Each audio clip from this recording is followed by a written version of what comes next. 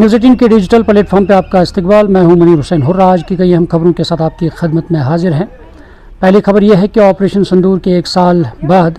सलामाबाद के ख़ानदान अभी भी मुनासिब बहाली के मुंतज़िर हैं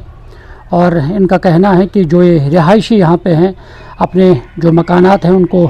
नुकसान पहुँचा उस वक्त, और उन्हें अब उस नुकसान पर संगीन तशवीश का इजहार किया है और कहा कि अभी भी नाकाफ़ी बहाली के सबब मुश्किलात का सामना कर रहे हैं। और इन लोगों का कहना है कि जो इनके ख़ानदान है वो गैर महफूज और आर्जी हालात में रह रहे हैं, क्योंकि उनके घर अभी भी ख़राब हालत में हैं। अगरचे हुकूमत ने तामीर नौ के लिए 3 लाख रुपये माली इमदाद फराम की है, लेकिन रिहायशियों का कहना है कि ये रकम घर बनाने की असल लागत के लिए नाकाफ़ी है, और इसलिए इनका कहना है कि वो मज़दूरी कर रहे हैं और मज़दूरी के सबब ये अपने घर नहीं बना रहे हैं, और इसलिए ये सरकार से अपील कर रहे हैं, डिमांड कर रहे हैं कि इनकी रिहेबिलिटेशन के लिए इक़दाम उठाए जाए ताकि वो अपने रिहायशी मकान दोबारा तामीर कर सकें। एक और ख़बर यह है कि कुंजर की समीरा रसूल ने PhD मुकम्मल की है, और इसमें बड़ी बात यह है कि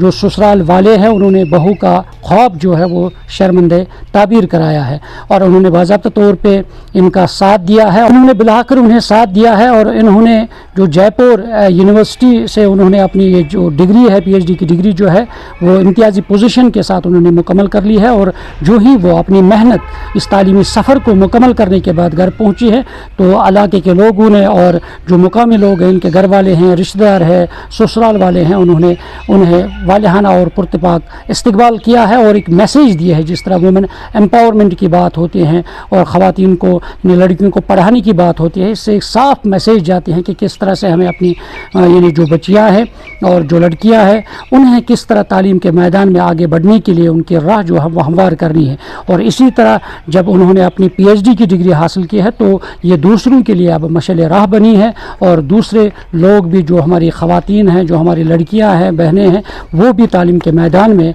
अपना लोहा मनवा सकेंगे और अपना नाम जो है वो रोशन कर सकेंगे।